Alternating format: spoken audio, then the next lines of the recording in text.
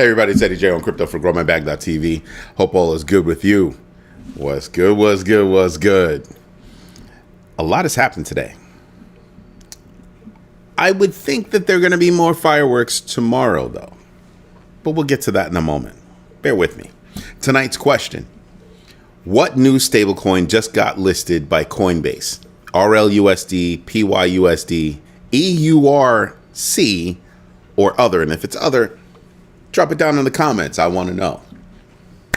Hey, Paula, thank you for letting me know you invested in yourself. As we all know, that is very important because we all do our own research, know our entries and exits, and absolutely invest deliberately. That's what's up. Proud of you. So, what's going on today that matters tomorrow? I'm willing to tell you that nothing went on today that matters versus tomorrow. Why? Oh, I don't know. Maybe Powell's at some like hole. I think the hole is named Jackson, and he's going to give a speech. And I fully expect that speech to be hawkish. I expect him to be hawkish. Why is that? Because it is ugly. There is a case to be made as to why he should drop the rates. I believe there's a stronger case to be made why he should not touch the rates.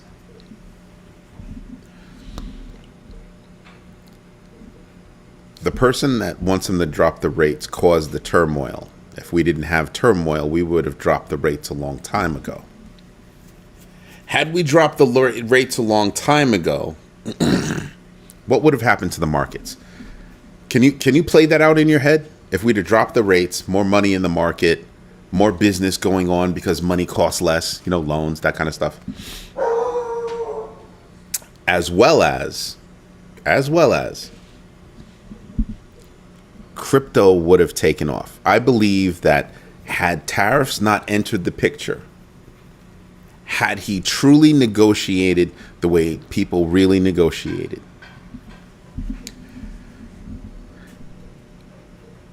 Bitcoin would be above 150.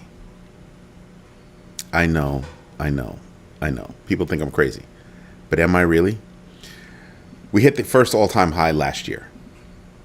So 118 and change, 118,962 or something like that. If tariffs don't enter the picture, this year when everything starts going up, all the action starts happening. The infrastructure, the ETFs really start picking up. All these things start happening. You can't tell me that the market wouldn't have continued to go up.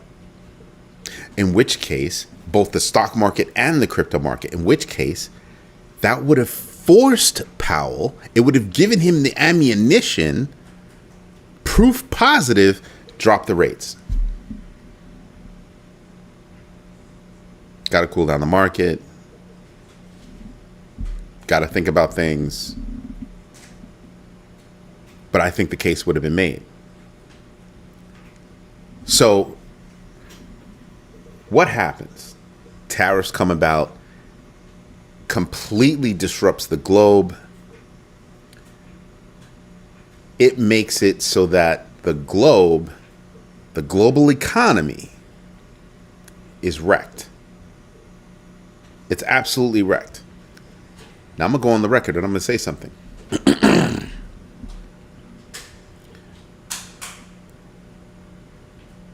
My man, Rick Ritchie. What's going on, baby? Thank you for letting me know that you invested in yourself. So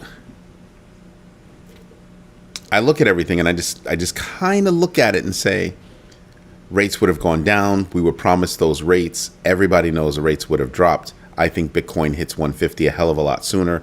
Right now, instead of wondering if we're going to hit 150 by the end of the year, we would have already hit it and we'd be wondering if we were going to hit 250.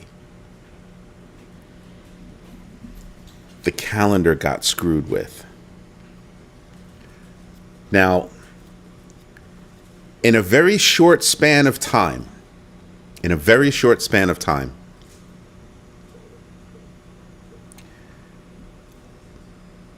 lot of projects came about associated with the new regime. Directly associated with the new regime, no less. Is that why the market went down? I asked this question before, and hindsight being 2020, can't really put your finger on it, but everything kind of plays out.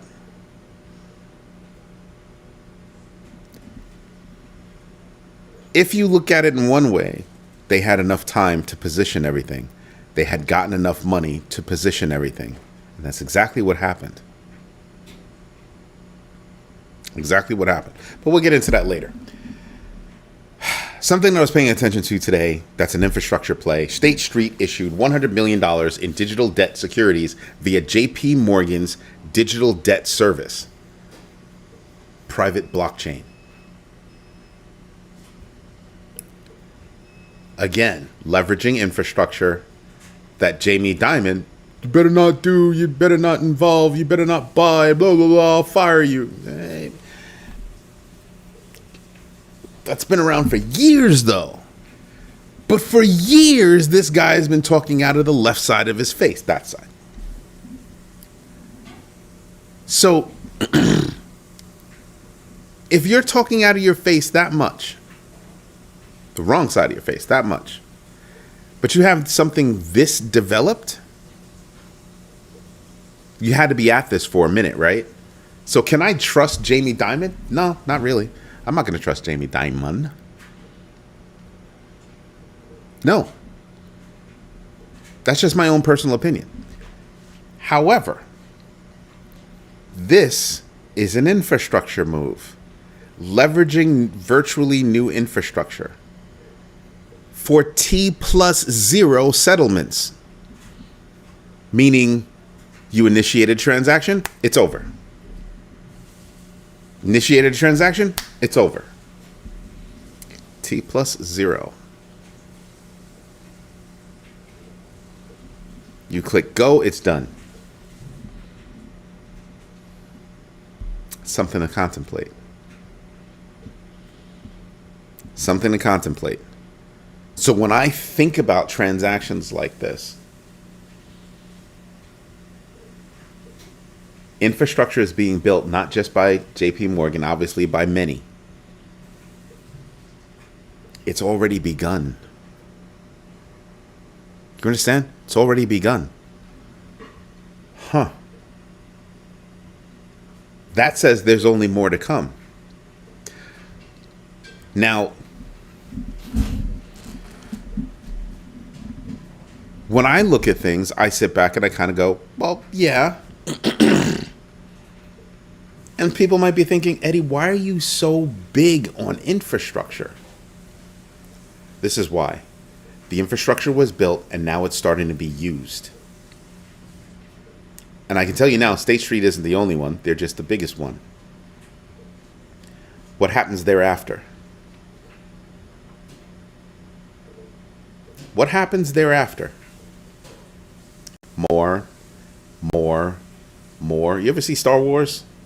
Kylo Ren? More. Yeah, that's what's going to happen. Except as it grows, it's not going to be just JP Morgan. It's going to be all of those chains that are out there that are already in place. That's what's going to happen. And eventually, what does that do? It's going to take those chains and move that value up and up and up. Yeah. So value increases. That's how I'm looking at it. That's how I'm looking at it. So that was a very important move. Very important. Now, something else that happened that really caught my attention from a legal perspective. The U.S. State Department wanted to clarify something for the industry, for the crypto industry. Just because you write a smart contract, it doesn't mean that you're guilty of something, that you've done something illegal. Oh? Yeah. That whole tornado cash thing, they want to be sure that they send the right message to the industry. You can do what you want to do, but if you don't have intent, like you wrote, the example I use is you wrote Microsoft Word. Somebody uses Microsoft Word to write a kidnapping letter. You're not held liable. You're not held liable for that. That's actually a bigger deal than you think. Because a lot of people out there are thinking, whoa, wait a minute. Aloha 8 pause. So imagine I'm feeling a little bit free now that I can write some software because I have plans for this software to get used like this. It's sort of like saying a bank creates checks and a check is used to scam people, but that's not the intent of the check. You don't hold the bank liable, right? But that's one of the oldest scams that's happening, and now it's moving across social media. And APAWS, thank you very much for investing in yourself and letting me know what you vote for. It's other, and it happens to be something else, just like Rick Ritchie. Perfect.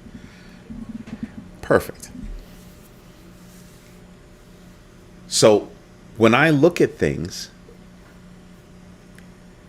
I'm looking for moves like this. No, we don't want to stamp out innovation. We just want to make sure that the people that are creating all this stuff aren't trying to do something silly.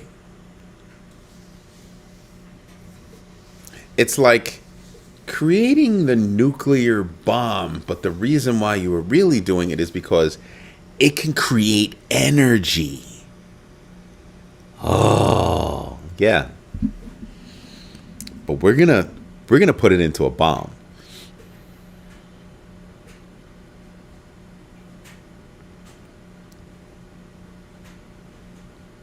See what I mean?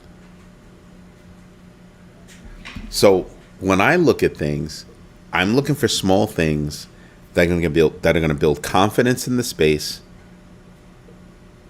continue to nurture innovation, and leverage that innovation. So then it makes my job a little bit easier. What's my job? Do my own research, know my entries and exits, and absolutely invest deliberately. For me to be able to do that, educate myself first, pay attention to what's out there, teach myself what are the telltale signs that the market is going to go like this or the market's going to go like this. I might not be able to call the top, I might not be able to call the bottom. But if I can call in this kind of pattern, even though the market's moving in this kind of pattern, I can win. I can win. But what was the first thing? I mean, I've been in this game for over a decade.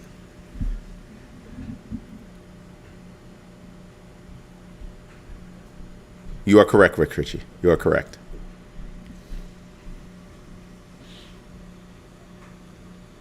But if I can do that on a regular basis, just playing the volatility, understanding how the volatility works, half the work is having faith.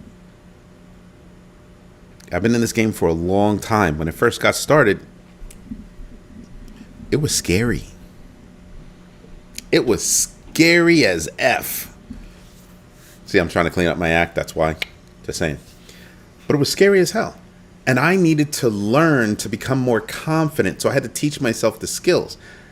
All the resources that are out there now weren't out there back then. No. So you were literally flying by the seat of your pants. Literally flying by the seat of your pants. You didn't care if you lost $5 in Bitcoin, right? Back then, you didn't care. You were just learning about wallets and stuff. Back then, you didn't have all the safeguards in wallets that you do now. Things that'll help you not lose your keys. Things that'll teach you, hey, keep your keys safe. Because you can recover. If you lose this, you can recover with this. Certain lessons weren't there. It's the same way that, I get on people about, putting down Ethereum. Those beginning teams, they didn't have a blueprint. The only blueprint they had was a blueprint of failure. So if you're looking at Bitcoin, the only blueprint they had were pearls of information that they could pull from all the failures preceding Bitcoin. Because everything else preceding Bitcoin, like DigiCash, was a failure.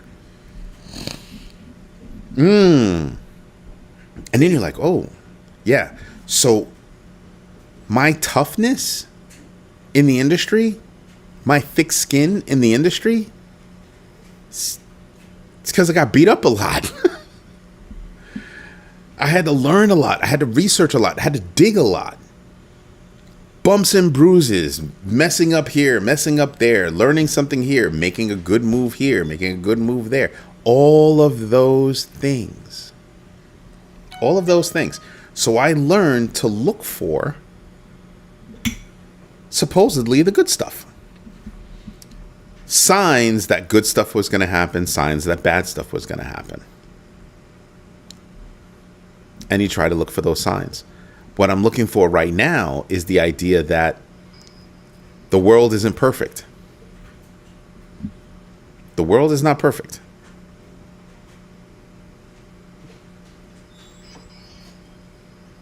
Oh, okay. So, heard something from the front door. You heard the ring. So I need to check. So you start to realize, oh man, everything, the reason why I have such a brain is because I've been researching. I research every day, every single time. Even if it's just for 5 minutes that day, I'm still poking my nose in the news. And it's things like the Justice Department saying, hey, you might have gotten the wrong message here. Here's the message we want to send. We want to make sure that you understand that message. That's why they came out with that. That's why they came out with that. So I think it's important that we pay attention. It's little rulings like this that make the difference between something being released to the public and something not being released to the public. It's as simple as that. Allianz, basically doing a 180, endorsed Bitcoin as a credible store of value, citing its deflationary design, low correlation with traditional markets, and growing institutional adoption, reversing its 2019 avoidance stance. 6 years of avoidance. You want to know what I didn't hear in that statement? Retail adoption. They didn't say anything about retail adoption.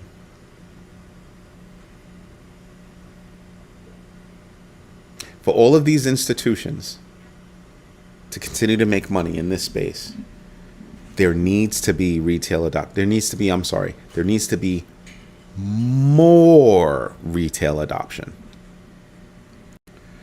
Right now, as a group, institutions are trying to take over the market.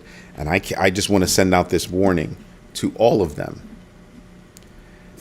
If you control 90%, 95%, 99%, you know what's going to happen? Nobody's going to give a shit. We'll move to something else because that's what crypto can do.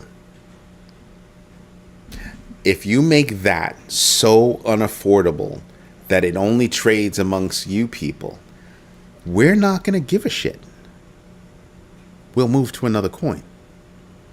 And there are many coins that serve bigger purposes that do and are capable of doing more. Ripple has surpassed Bitcoin in the past. It can do it again. Ethereum has surpassed Bitcoin and can do it again. So if you overvalue Bitcoin and you put Bitcoin in a place where it is unavailable or unobtainable, Bitcoin will be worth shit. Let that wash over you for a moment. Play it out in your head. How many of you still go out and buy gold rings? There are so many people out there that are not wearing gold rings. They're wearing those black wedding bands. They're buying like other metals and stuff like that. Cheaper to work with. Still look nice. It's highly possible that the luster of gold can fade. Luckily, so far, so good. But still, you still have a lot more people running around, like Lex Luthor said, with black onyx. Hello, Hutanic. But Lex Luthor, have you invested in yourself today? And Hutanic, have you invested in yourself today? At some point, that could very well happen, that people say, you rich people, I know it was sarcastic. I don't care. The idea is that it's true. The idea is that it's true. There are a lot more people wearing things other than gold to signify their love. There are a lot of people that don't even wear. They're like, I don't need that. I could put that money to work. Facts. It's starting to become something that's out of touch. And we already know that Bitcoin serves a different purpose than all the other coins.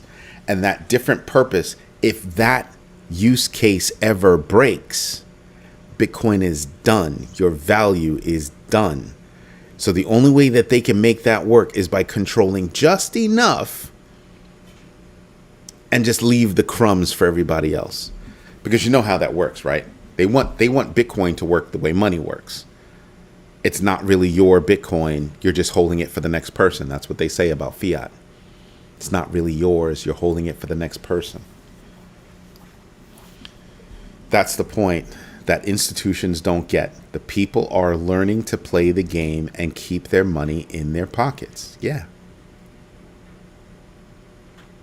I think there's a growing number of people that are starting to realize that being a billionaire isn't all that. Like, what does that mean?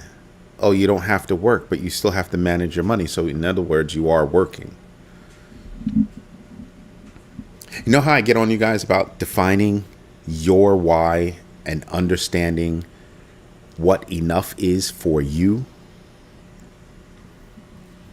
This is why. You know, most people don't give a shit about being a billionaire. Roof overhead, food in the fridge, kids can go to school. We don't want for anything. But that doesn't mean that what we have is, you know, a Bentley in every driveway. It's, I've defined my enough and I've gotten it. I've achieved my enough. So now I need to sustain my enough and leave something for the kids. That's it. I don't, you know, you start to realize, wow, you know, I really don't need all that. When you're a kid and somebody asks you, what do you want out of life? And you rattle off all these things, stuff. When you're older, you're not rattling all that off. You're kind of saying, I don't want to have to pay taxes on land I've already bought. I don't mind paying for services, but this land is mine.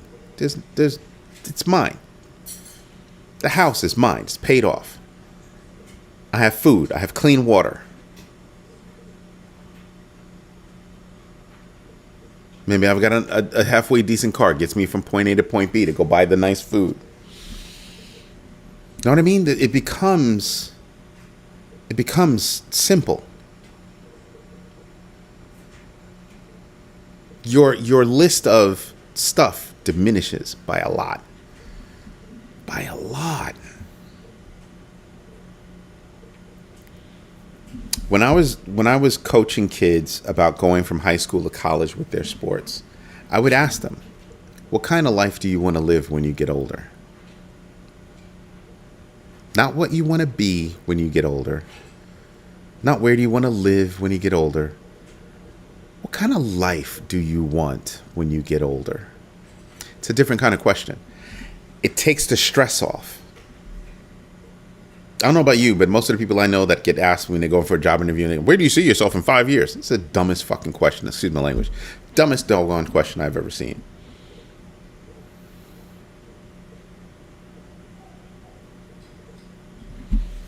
So that's the question I would ask them. And believe it or not, I get more honest answers. I didn't get the Bugattis, Ferraris, mansion on a cliff. I didn't get that. I got reality.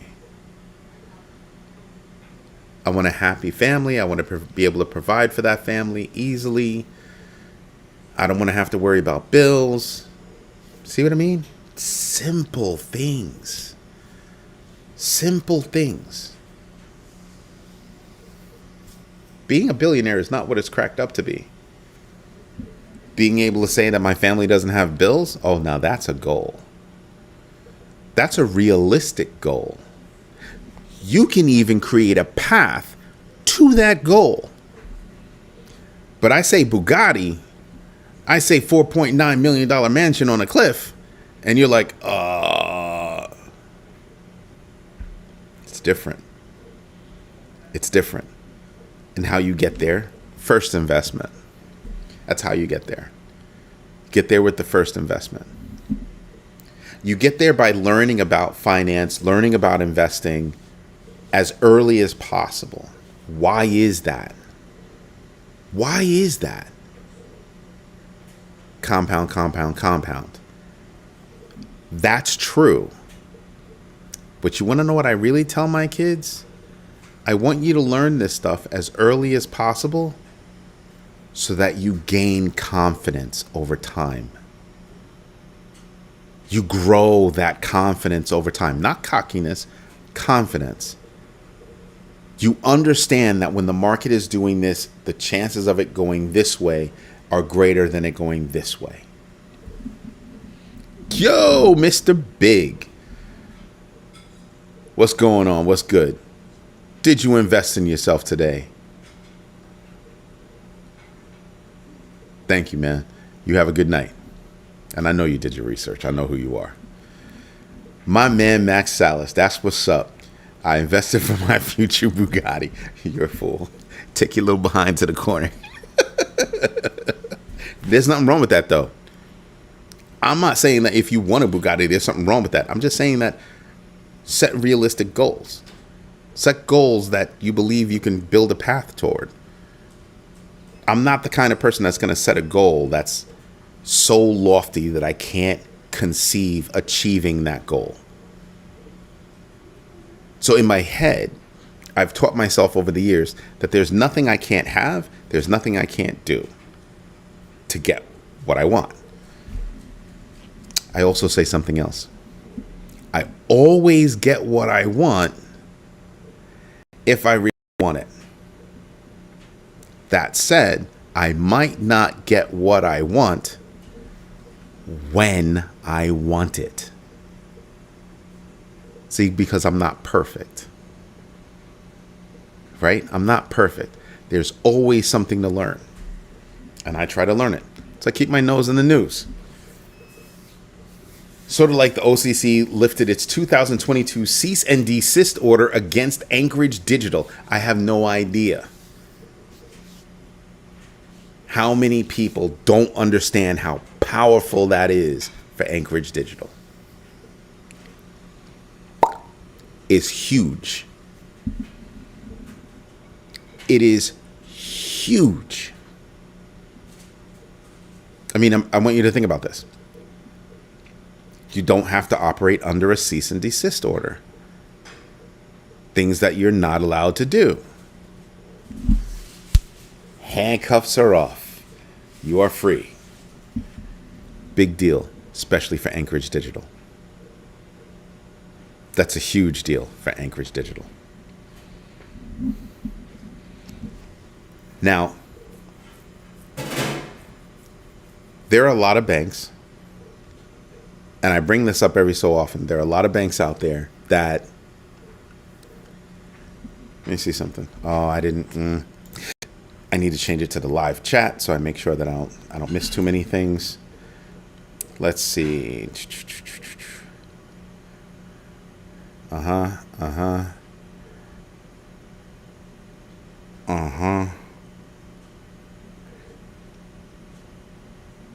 I'll pay them no mind.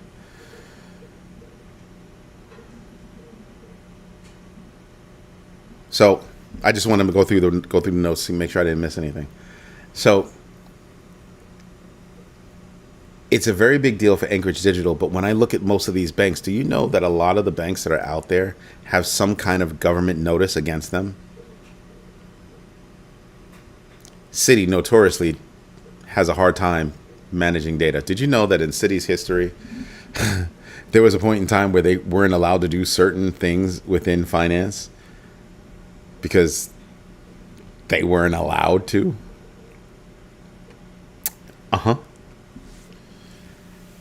Some of those things, they keep repeating the problem. But I would put that toward almost all banks. Major banks.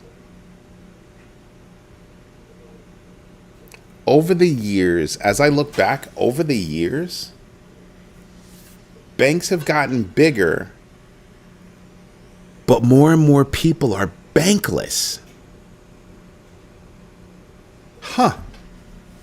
How's that for interesting? More and more people are becoming bankless. A lot of them by choice, like don't want to have anything to do with banks. Wow. They move by cash. They'll go to the check cashing place, get the whatever it is they need to get, and go pay their bills. Imagine. Get paid not by check, by cash. Imagine. It's interesting to me. There are lots of millionaires who live full time in a smaller square foot RV, not a mansion. Yeah. There are a lot of rich people, millionaires. I didn't know that Granny was a millionaire. Yeah, she lived a very simple life. She always had the tea that she wanted. She always had the bread from her special place. She always had what she wanted. But beyond that, she figured it out. She defined her enough. There are a lot of people that live like that.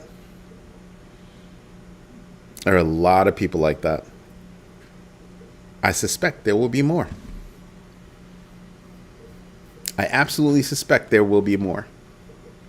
So the OCC lifting its cease and desist against Anchorage Digital is big. Go look up Anchorage Digital and who they serve.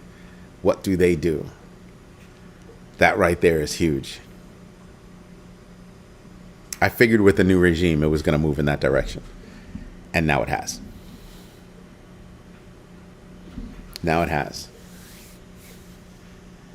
And then you have OKB.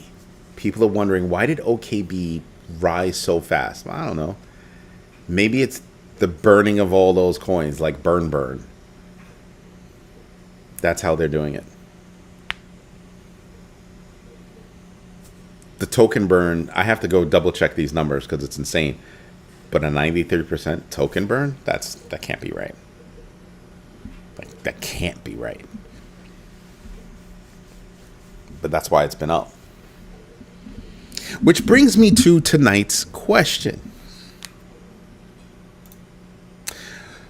What new stablecoin just got listed by Coinbase?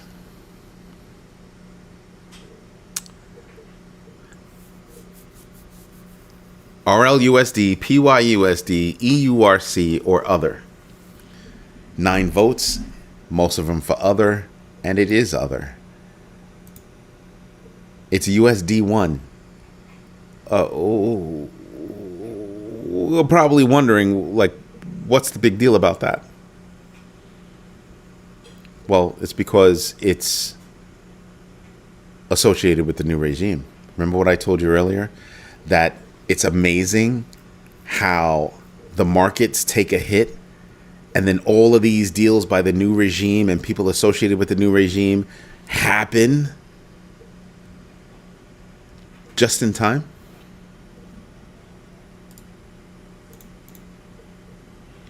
Just in time. And you realize, wow. I mean, PayPal's pretty freaking popular. You're ahead of PayPal? What? I mean, isn't that crazy?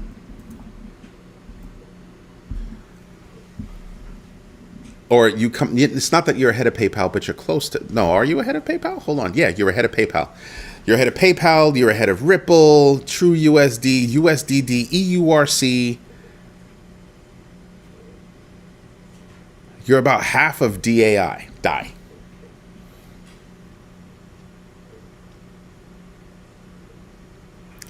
USD in the number one. It's a stable coin.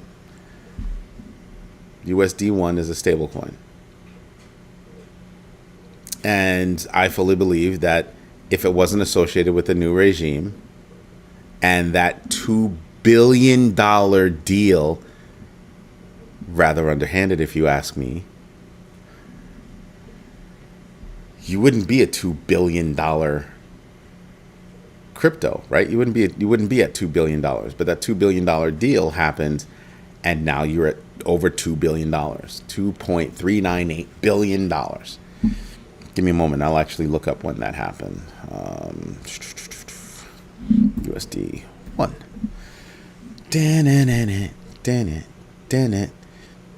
Yeah. So on June 4th, World Liberty Financial USD1 stablecoin surges despite risks. That's pretty interesting. Hold it. USD1. Because I know we had something about it. Milestone Gate becomes second largest holder of USD1.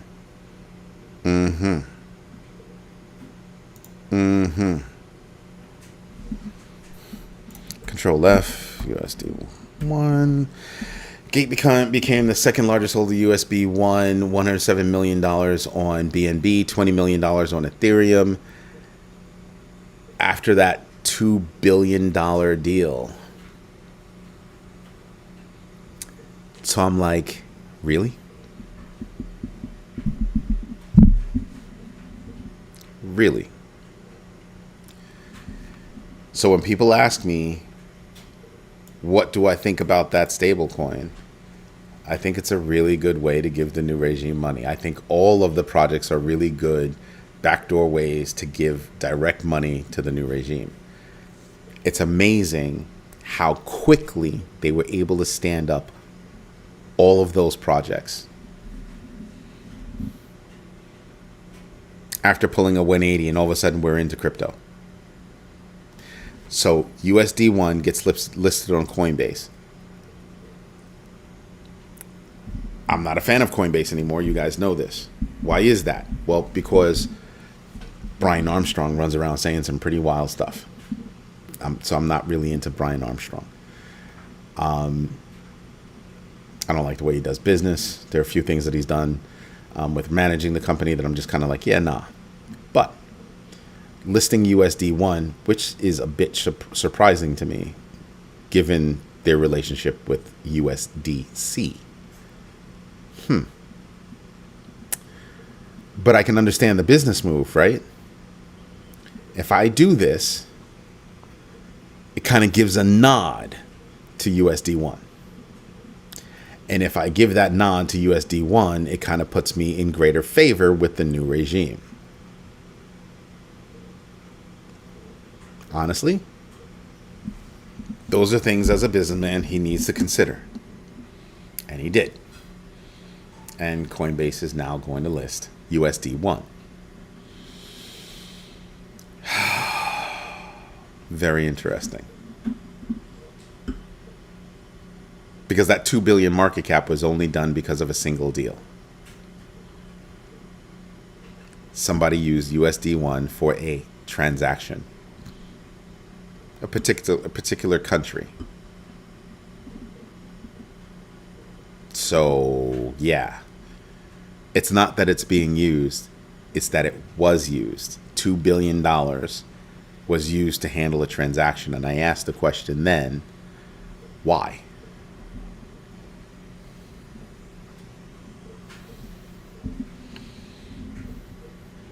There are a lot of USD somethings out there because they want to show that they're, stable against the US dollar. That's really what it is. RLUSD, PYUSD. Yeah. That's why. Just saying. So yeah, I'm paying attention to that because I'm not seeing any real transactions happening. So that's why you need to be listed on an exchange so people might actually use it. Now that it's going to be listed on the exchange, now I'm going to be looking for the pairings. What is it going to be paired with? Because remember, the preferred stablecoin on Coinbase is indeed USDC.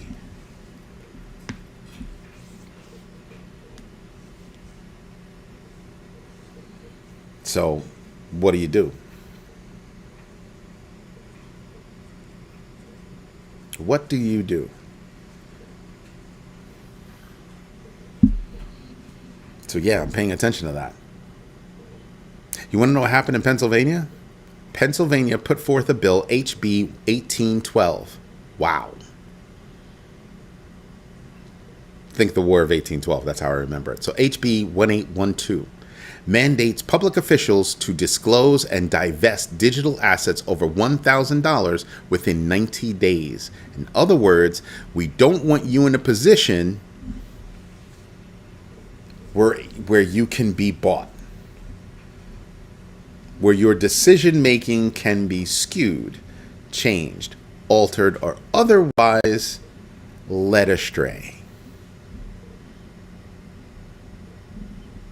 Wouldn't that be great for Congress? Wouldn't that be great for every branch? Maybe you're allowed to invest, but through a trust that you do not have control over. Somebody else manages your money while you do this job. And then when you're done doing this job, then you get it all back. It's all yours.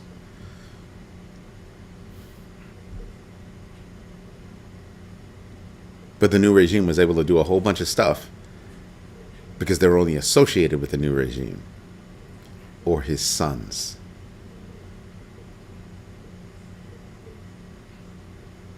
Facts. You can go look it up. You can go look it up. I hate to say this, but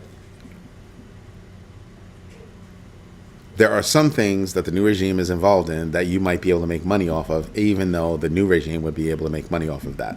I do not agree with any politician of any party being allowed to do things in this way.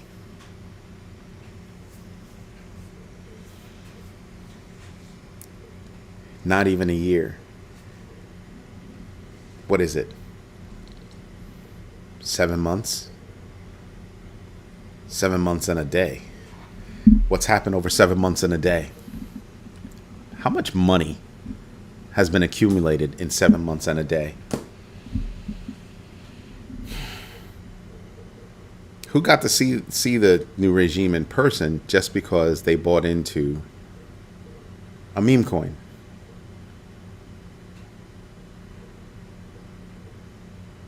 Yeah. So when I watch this, I'm kind of like, what about these other projects? Because certain other projects, they would never make money. They would never make money except that they're associated with the sitting new regime. So maybe think about what else could happen, how they can make money.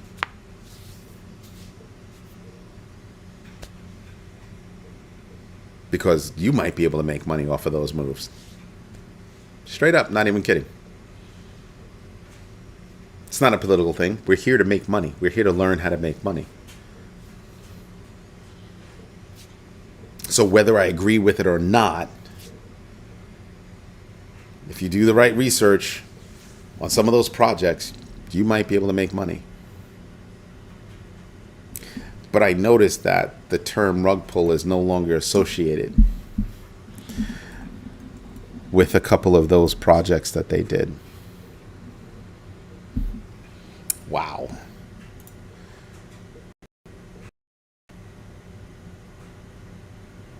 Wow. Just saying. Let's see. 1 year. Let's see. A high of $45.47 was the release price. 45.47. How did that happen? Had to happen because somebody was in control. That's why. Don't believe anything else. I'm telling you, it's because somebody was in control. So that's the high, and then now it's down to $8.40. Nobody's calling that a rug pull, though.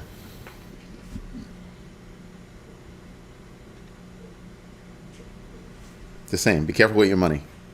Do your own research, know your entries and exits, and absolutely invest deliberately. That means when you invest eyes wide open. Be sure of what you're doing. Be sure of how you're doing it. Understand to get in and get out. Understand at what number you can buy, what number you can sell. Understand those things. Understand, how would you go about making a purchase and how would you go about selling? And absolutely invest deliberately. Buy the book. You'll learn more about it. But seriously, knowing those things can help you. But that rule by Pennsylvania that lawmakers can't do that, they must divest within 90 days. Wow.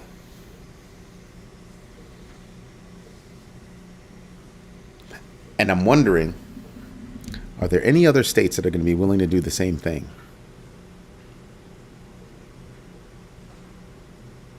Maybe that should be the next question. Do you believe that the United States should not allow or should disallow lawmakers to make money from stocks and crypto while they're in office? That's a powerful question. Powerful question. Anyway, everybody, I'm going to go relax because I think I deserve it and I'm tired. Like 3 days this week, I've been up at like 3, doing research, working, preparing for the show. I'm a little tired, so I'm going to relax. This is Eddie J on crypto for growmybag.tv. If you like what I'm doing, do me a favor, smash the likes. Tell your friends about this community. And don't forget, tomorrow is a special day because tomorrow,